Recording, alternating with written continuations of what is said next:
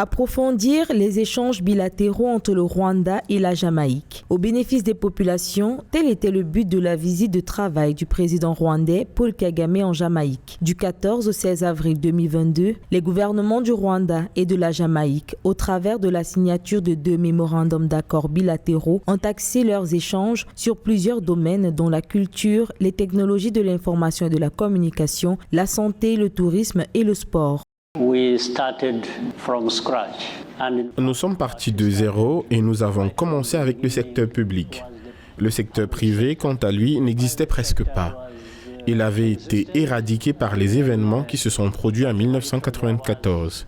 Et cette situation interpellait particulièrement les leaders politiques. Nous avons choisi un leader dans chaque secteur d'activité qui avait pour mission de ressusciter le secteur privé.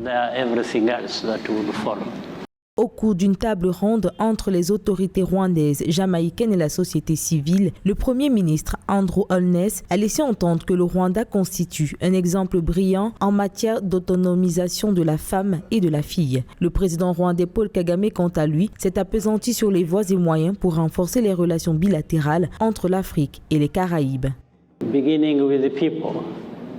En ce qui concerne la population, il y a une connexion que la coexistence géographique ne peut pas éliminer. La première chose que nous devons faire, c'est de créer un environnement et de donner la possibilité aux personnes d'explorer le Rwanda, les Caraïbes, l'Afrique du Sud, ainsi que tous les pays du continent africain et vice-versa.